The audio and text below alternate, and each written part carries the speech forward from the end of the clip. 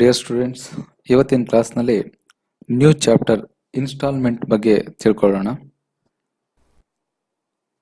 ಈ instalment chapter almost higher purchase system ಥರನೇ, but ಕೆಲವು ಒಂದು ಅಡ್ಜಸ್ಟ್ಮೆಂಟ್ಸ್ ಮತ್ತು ಜರ್ನಲ್ ಎಂಟ್ರೀಸ್ ಡಿಫ್ರೆನ್ಸ್ ಆಗೋದು ಬಿಟ್ಟರೆ ಆಲ್ಮೋಸ್ಟ್ ಸೇಮ್. ನೀವು ಅಲ್ಲೇನು ಕಲ್ತಿದ್ದೀರಾ ಇಲ್ಲಿ ನಿಮಗೆ ರಿಪೀಟ್ ಆಗ್ತಾ ಇರ್ತದೆ.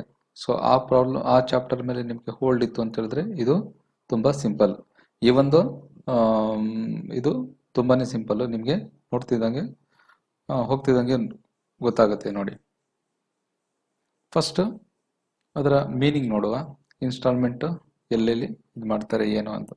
It is one of the methods of credit sale and purchase. So credit sale as A commerce students, ನಿಮಗೆ ಕ್ರೆಡಿಟ್ ಸೇಲ್ ಪರ್ಚೇಸ್ನ ಸಪ್ರೇಟ್ ಆಗಿ ನೀವು ಡಿಫೈನ್ ಮಾಡಬೇಕಾದಂಥ ಅವಶ್ಯಕತೆ ಇಲ್ಲ. ಯಾವ ಸಂದರ್ಭದಲ್ಲಿ ಕ್ರೆಡಿಟ್ ಸೇಲ್ ಮತ್ತೆ ಪರ್ಚೇಸ್ ಮಾಡ್ತಾರೆ ಅದೇ ತರ ಇಲ್ಲಿ ಇನ್ಸ್ಟಾಲ್ಮೆಂಟ್ ಸಿಸ್ಟಮ್ ಅನ್ನು ಕೂಡ ಅದೇ ಅಡಾಪ್ಟ್ ಮಾಡುವಂಥದ್ದು. ಇಲ್ಲಿ next possession as well as ownership passes from seller to the buyer immediately ಅಂತ ಇದೆ. ಅಂದ್ರೆ ನಾನು ನಿಮಗೆ ಮೊದಲೇ ಹಿಂಟ್ ಕೊಟ್ಟೆ, ಇದು ಆಲ್ಮೋಸ್ಟ್ ಹೈಯರ್ ಪರ್ಚೇಸ್ ಸಿಸ್ಟಮ್ ತರನೇ, ಕೆಲವು ಒಂದು ಚೇಂಜಸ್ ಬಿಟ್ರೆ, ಸ್ಮಾಲ್ ಚೇಂಜಸ್ ಬಿಟ್ರೆ ಅಂತ. ಸೊ ಹಾಗೆ ಹೇಳಿದ ತಕ್ಷಣ ನೀವು ಪ್ರತಿಯೊಂದು ಪಾಯಿಂಟ್ ಅನ್ನು ಕೂಡ, ಅದು ಜನರೇಟರ್ ಇರ್ಬೋದು ಅಥವಾ ಯಾವುದೋ ಒಂದು ಇನ್ಫಾರ್ಮೇಶನ್ ಇರ್ಬೋದು, ನೀವು ಕಂಪೇರ್ ಮಾಡ್ತಾ ಬರಬೇಕು ಹೈಯರ್ ಪರ್ಚೇಸ್ ಸಿಸ್ಟಮ್ ಜೊತೆಗೆ. ಅದು ಹೇಗೆ ಇದರಿಂದ ಡಿಫ್ರೆಂಟ್ ಆಗಿದೆ ಅಂತ ತಿಳ್ಕೊಳ್ಳಿಕ್ಕೆ. ಇಲ್ಲಿ possession as well as ownership passes from seller to the buyer immediately. ಇಲ್ಲಿ ಪೊಸೆಷನ್ ಅನ್ನೋದು ಬೇರೆ, ಓನರ್ಶಿಪ್ ಅನ್ನೋದು ಬೇರೆ. ಈಗ ನನ್ನ ಹತ್ರ ಒಂದು ಯಾವುದೊಂದು 2 ವೀಲರ್ ವೆಹಿಕಲ್ ಇದೆ. ಆ ವೆಹಿಕಲ್ ಅನ್ನು ಜಸ್ಟ್ ನಿಮ್ಮ ಹತ್ರ ಬಂದು ಕೊಟ್ರೆ ಅದು ನಿಮ್ಮ ಸುಪರ್ದಿಗೆ ಬರುತ್ತೆ, ಅದು ಪೊಸೆಷನ್. ಅದನ್ನು ನಿಮ್ಮ ಲೀಗಲಿ ನಿಮಗೆ ಗಾಡಿನ ನಿಮಗೆ ಸೇಲ್ ಮಾಡಿ ಅಗ್ರಿಮೆಂಟ್ ಥ್ರೂ ಪ್ರಾಪರ್ ಚಾನಲ್ ನಿಮಗೆ ಸೇಲ್ ಮಾಡಿದಾಗ ಅದೊಂದು ನಿಮಗೆ ನಿಮ್ಮ ಹೆಸರಲ್ಲಿ ಡಾಕ್ಯುಮೆಂಟ್ ಕ್ರಿಯೇಟ್ ಆಯ್ತಾಗ ಅದು ಓನರ್ಶಿಪ್ ಪಾಸ್ ಆಗಿದೆ ಅಂತ ಅರ್ಥ. ಸೊ ಇಲ್ಲಿ ಈ ಕೇಸ್ನಲ್ಲಿ possession as well as ownership passes from seller to the buyer immediately. So on the day of agreement, buyer ಮತ್ತೆ ಸೆಲ್ಲರ್ ಯಾವ ದಿನ ಅಗ್ರಿಮೆಂಟ್ ಮಾಡ್ಕೋತಾರೋ ಆ ಅಗ್ರಿಮೆಂಟ್ ದಿನನೇ ಸೆಲ್ಲರ್ ಇಂದ ಪರ್ಚೇಸರ್ಗೆ ಆ ಓನರ್ಶಿಪ್ ಕೂಡ ಟ್ರಾನ್ಸ್ಫರ್ ಆಗ್ಬಿಡುತ್ತೆ. But in the case of hire purchase system it is not like that.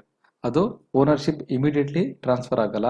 At the time of the last instalment, after paying the last instalment pay ಮಾಡಿದ ಮೇಲೆ ಅದು ownership transfer ಆಗುತ್ತೆ in the case of hire purchase system.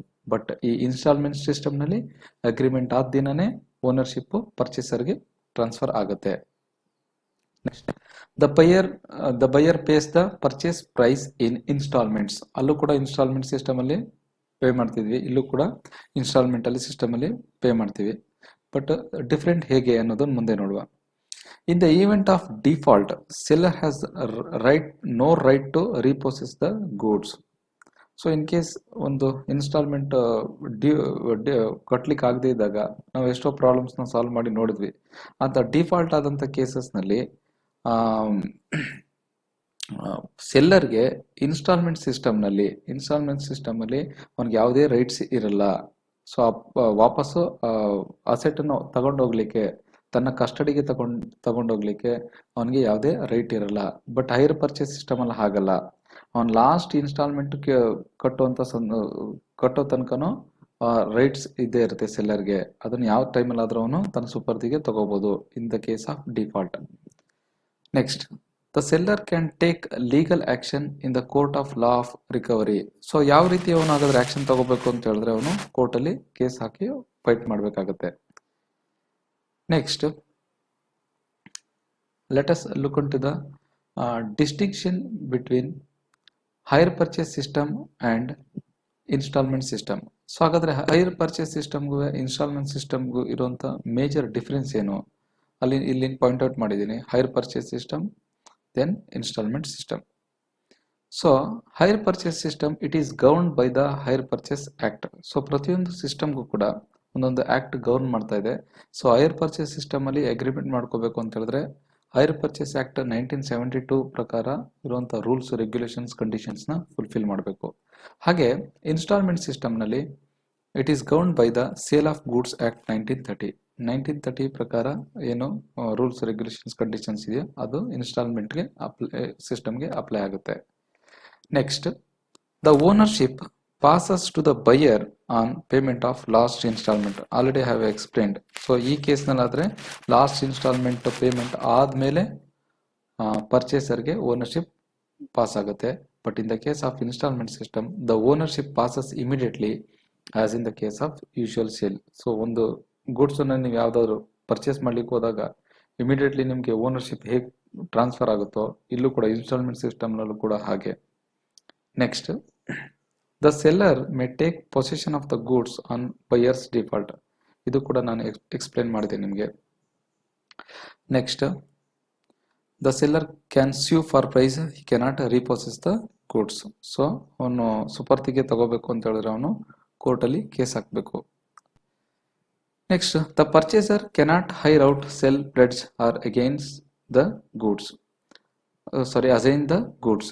So ಇಲ್ಲಿ hire purchase ಸಿಸ್ಟಮ್ನಲ್ಲಿ when purchaser receives goods from the seller, hire seller, so ಅದನ್ನು ಮತ್ತೆ ಇನ್ನೊಬ್ಬರಿಗೆ ಬಾಡಿಗೆ ಕೊಡೋದಾಗ್ಲಿ, ಸೇಲ್ ಮಾಡೋದಾಗ್ಲಿ, ಅಥವಾ ಒತ್ತೆ ಇಡೋದಾಗ್ಲಿ, ಪ್ಲೆಡ್ಜ್ ಮಾಡೋದಾಗ್ಲಿ ಯಾವುದೇ ಥರ ಮಾಡಲಿಕ್ಕೆ ಅವನಿಗೆ ರೈಟ್ಸ್ ಇರೋದಿಲ್ಲ.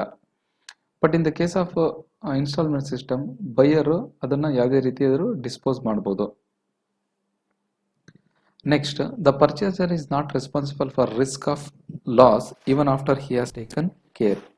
So he has taken reasonable care.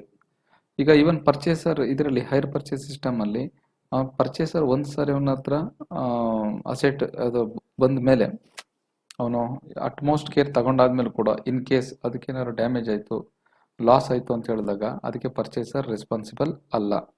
But instalment system ಅಲ್ಲಿ ಹಾಗಲ್ಲ, ಪರ್ಚೇಸರ್ ಬೈಯರ್ ರೆಸ್ಪಾನ್ಸಿಬಲ್ ಆಗ್ತಾನೆ. Next, the relationship between buyer and seller is that of bailee and bailor. So bailment ಓದಿದಾಗ ನಿಮಗೆ ಇದು ಡಿಫ್ರೆನ್ಸ್ ಗೊತ್ತಾಗ್ತದೆ, ಮೀನಿಂಗ್ ಏನು ಅಂತ. ಬೇಲರ್ ಅಂತ ಹೇಳಿದ್ರೆ ಏನಿಲ್ಲ, A baler is an individual who ಟೆಂಪರರಿಲಿ gains possession but not ownership. ಈಗ ನಿಮ್ಗೆ ಅದನ್ನ ಸಿಂಪಲ್ ವರ್ಡ್ಸ್ ನಿಮ್ಗೆ ಅರ್ಥ ಮಾಡಿಸೋದು ಹೇಗೆ ಅಂತ ಹೇಳಿದ್ರೆ, ನಿಮ್ಮ ಹತ್ರ 2 ವೀಲರ್ ವೆಹಿಕಲ್ ಇದೆ. ಆ 2 ವೀಲರ್ ವೆಹಿಕಲ್ನ ಯಾವುದೋ ಒಂದು ಸರ್ವಿಸ್ಗೆ ಅಂತ ಹೇಳ್ಬಿಟ್ಟು ಮೆಕ್ಯಾನಿಕ್ ಹತ್ರ ಕೊಡ್ತೀರಾ. ಆ ಮೆಕ್ಯಾನಿಕ್ ನಾಳೆ ಬನ್ನಿ ಅಂತ ಹೇಳ್ತಾನೆ. ಸೊ ಆ ಮೆಕ್ಯಾನಿಕ್ ಹತ್ರ ಇರೋವರೆಗೂ ಅದು ಗೂಡ್ಸು ಅವನ ಕಸ್ಟಡಿಲಿ ಇರುತ್ತೆ, ಅವನು ಅದರ ಓನರ್ ಆಗಿರ್ತಾನೆ, ಬಟ್ ಟೆಂಪರರಿಗೆ. ಬಟ್ ಅದು ಗಾಡಿ ಕೊಟ್ಟ ತಕ್ಷಣ ಅವನಿಗೆ ನೀವು ಟ್ರಾನ್ಸ್ಫರ್ ಮಾಡಿರಲ್ಲ, ಓನರ್ಶಿಪ್ ಟ್ರಾನ್ಸ್ಫರ್ ಆಗಿರಲ್ಲ. ಸೊ ಅವ್ನ ಕಸ್ಟಡಿಲಿ ಇರುತ್ತೆ. ಸೊ ಇದು ಒಂದು ನಿಮ್ಗೆ ಸಿಂಪಲ್ ಆಗಿ ಅರ್ಥ ಮಾಡ್ಕೊಳ್ಳಿಕ್ಕೆ ಒಂದು ಎಕ್ಸಾಂಪಲ್ ಹೇಳಿದ್ದು, ಬಟ್ ಓನರ್ಶಿಪ್ ಟ್ರಾನ್ಸ್ಫರ್ ಆಗಿರಲ್ಲ ಅನ್ನೋದಕ್ಕೆ. ಇಲ್ಲೂ ಕೂಡ ಹಾಗೆ. ಸೊ ಈ ಹೈರ್ ಪರ್ಚೇಸ್ ಸಿಸ್ಟಮ್ ಅಲ್ಲಪ್ಪ ಅಂತ ಹೇಳಿದ್ರೆ ಗಾಡಿ ಎಕ್ಸಾಂಪಲ್ ಹೇಳೋದಾದ್ರೆ ಗಾಡಿ ಪರ್ಚೇಸರ್ ಹತ್ರ ಇರುತ್ತೆ, ಓನರ್ಶಿಪ್ ಇನ್ನು ಟ್ರಾನ್ಸ್ಫರ್ ಆಗಿರೋದಿಲ್ಲ. ಸೊ ಹೈರ್ ಪರ್ಚೇಸ್ ಸಿಸ್ಟಮ್ ಅಲ್ಲಿ ಬರುವಂತ ಇಬ್ರು ಪಾರ್ಟೀಸ್ ನ ಈ ಬೇಲಿ ಮತ್ತೆ ಬೇಲರ್ ಅಂತಾರೆ. ಸೊ ಪರ್ಚೇಸರ್ನ ಬೇಲಿ ಮತ್ತೆ ಬೇಲರ್ ಅಂತ ಹೇಳಿದ್ರೆ ಸೆಲ್ಲರ್ನ ಹೋಲಿಸ್ಬೋದು, ಹೈರ್ ಪರ್ಚೇಸ್ ಸಿಸ್ಟಮ್ನ ಬೇಲ್ಮೆಂಟ್ಗೆ ಹೋಲಿಸ್ಬೋದು ಇಲ್ಲಿ. ಬಟ್ ಇನ್ಸ್ಟಾಲ್ಮೆಂಟ್ ಸಿಸ್ಟಮ್ ಅಲ್ಲಿ ಏನಾದರೂ ಆ ಗೂಡ್ಸ್ ನ ಪರ್ಚೇಸ್ ಮಾಡ್ತು ಅಂತ ಹೇಳಿದ್ರೆ ಅಲ್ಲಿ ಬರುವಂತ ಪಾರ್ಟೀಸ್ ಯಾರೋ ಪರ್ಚೇಸರ್ ಮತ್ತೆ ಸೆಲ್ಲರ್ನ ಡೆಟಾರ್ ಮತ್ತೆ ಕ್ರೆಡಿಟಾರ್ಗೆ ನಾವು ಇಲ್ಲಿ ಕಂಪೇರ್ ಮಾಡ್ಬೋದು. ಸೊ ಡೆಟಾರ್ ಮತ್ತೆ ಕ್ರೆಡಿಟಾರ್ ಸಿಸ್ಟಮ್ ನಿಮಗೆ ಗೊತ್ತಿದೆ. ಅದಾದ್ಮೇಲೆ next, it is an agreement of hiring, then it is an agreement of sale. So I have explain this. Next, ಈ ಅಕೌಂಟಿಂಗ್ ಪ್ರೊಸೀಜರ್ ಬಂದಾಗ ಇಲ್ಲಿ ಯಾವ ರೀತಿ ಜರ್ನಲ್ ಎಂಟ್ರಿ ಬರುತ್ತೆ ಅಂತ ನೀವೇ ಇಲ್ಲಿ ಮುಂಚೆನೆ ಇಲ್ಲಿ ಬರ್ದಿದ್ದೀನಿ ನೋಡಿ. Journal entries in the books of buyer. So buyer ಕೂಡ ಬುಕ್ಸ್ ಆಫ್ ಅಕೌಂಟ್ ಮೇಂಟೈನ್ ಮಾಡ್ತಾನೆ, ಹಾಗೆ ಸೆಲ್ಲರ್ ಕೂಡ ಬುಕ್ಸ್ ಆಫ್ ಅಕೌಂಟ್ಸ್ನ ಮೇಂಟೈನ್ ಮಾಡ್ತಾನೆ. ಸೊ ಬೈಯರ್ ಬುಕ್ಸ್ನಲ್ಲಿ ಯಾವ ರೀತಿ ಜರ್ನಲ್ ಎಂಟ್ರಿ ಇರುತ್ತೆ ಅಂತ ನೀವು ಈ ಜರ್ನಲ್ ಎಂಟ್ರಿನ ಓದುವಾಗ ಹೈರ್ ಪರ್ಚೇಸ್ ಸಿಸ್ಟಮ್ ಅಲ್ಲಿ ಬಂದಂತ ಜರ್ನಲ್ ಎಂಟ್ರೀಸ್ನ ಕಂಪೇರ್ ಮಾಡ್ತಾ ಬನ್ನಿ, ಅವಾಗ ನಿಮಗೆ ಕ್ಲಿಯರ್ ಆಗುತ್ತೆ. ಇಲ್ಲೊಂದು ಅಡಿಷನಲ್ ಆಗಿ ಹೇಳ್ಬೇಕು ನಿಮಗೆ, asset account debit, interest suspense account debit to seller's account. ಇಲ್ಲಿ ಒಂದು ಹೊಸ ವರ್ಡ್ ನೋಡ್ತಾ ಇದ್ದೀರಾ, ಇಲ್ಲಿ ಇಂಟ್ರೆಸ್ಟ್ ಸಸ್ಪೆನ್ಸ್ ಅಕೌಂಟ್ ಅಂತ ಹೇಳಿ. ಇಲ್ಲಿ ಈ ಸಿಸ್ಟಮ್ ಅಲ್ಲಿ ಏನ್ ಮಾಡಿದ್ದಾರೆ ಅಂತ ಹೇಳಿದ್ರೆ, ಒಟ್ಟು ಟೋಟಲ್ ಇಂಟ್ರೆಸ್ಟ್ ಏನಿದೆ ಆ ಟೋಟಲ್ ಇಂಟ್ರೆಸ್ಟ್ ನ ಇಂಟ್ರೆಸ್ಟ್ ಸಸ್ಪೆನ್ಸ್ ಅಕೌಂಟ್ಗೆ ಟ್ರಾನ್ಸ್ಫರ್ ಮಾಡಿ, ಯಾವಾಗ ಇಂಟ್ರೆಸ್ಟ್ ಡ್ಯೂ ಆಗುತ್ತೆ, ಇಂಟ್ರೆಸ್ಟ್ ಫಾಲ್ ಆಗುತ್ತೋ, ಡ್ಯೂ ಡೇಟ್ ಬರುತ್ತೋ, ಆಗ ಅಲ್ಲಿಂದ ಅಮೌಂಟ್ ಅನ್ನ ಟ್ರಾನ್ಸ್ಫರ್ ಮಾಡ್ತಾ ಕೊನೆಗೆ ಫೈನಲ್ ಇನ್ಸ್ಟಾಲ್ಮೆಂಟ್ ಬಂದಾಗ ಇದು ನಲಿಫೈ ಆಗಬೇಕು, ಅದು 0 ಆಗಬೇಕು, ಅದನ್ನ ರೈಟ್ ಆಫ್ ಮಾಡಬೇಕು ಇಂಟ್ರೆಸ್ಟ್ ಸಸ್ಪೆನ್ಸ್ ಅಕೌಂಟ್ನ. ಈ interest suspense account hire purchase system ಅಲ್ಲಿ ಇರಲಿಲ್ಲ, ಸೊ ಇಲ್ಲಿ ಮಾತ್ರ ಇದೆ. ಸೊ ಅದಕ್ಕೆ ಫಸ್ಟ್ ಜರ್ನಲ್ ಎಂಟ್ರಿ ಏನಪ್ಪ ಅಂದರೆ asset account debit to interest suspense account to seller account.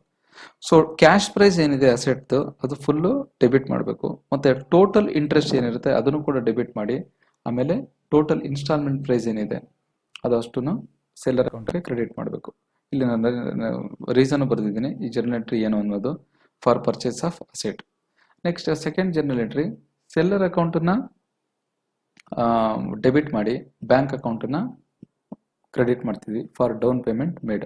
So ಇದು ಹೈಯರ್ ಪರ್ಚೇಸ್ನಲ್ಲೂ ಕೂಡ ಸೇಮ್ ತಾನೇ ಇದ್ದಿದ್ದು, ನೀವು ಅಬ್ಸರ್ವ್ ಮಾಡ್ತಾ ಬನ್ನಿ. ಹಾಗೆ ಇಲ್ಲಿ interest account debit to interest suspense account, interest account debit to interest suspense account. So ಅಲ್ಲಿ ಹೈಯರ್ ಪರ್ಚೇಸ್ ಸಿಸ್ಟಮ್ನಲ್ಲಿ ಇಂಟ್ರೆಸ್ಟ್ ಅಕೌಂಟ್ ಡೆಬಿಟ್ ಟು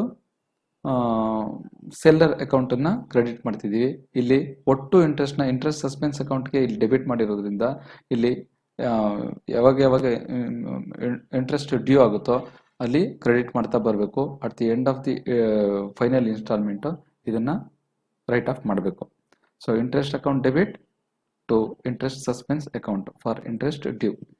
ಹಾಗೆ fourth journal entry seller account debit to bank account for the payment of installment. ಇದು ಕೂಡ same higher purchase system ಅಲ್ಲೂ ಕೂಡ same ಇದಿದೆ, ಇಲ್ಲೂ ಕೂಡ same. Next depreciation account debit to asset account, ಇದು ಕೂಡ ಸೇಮ್.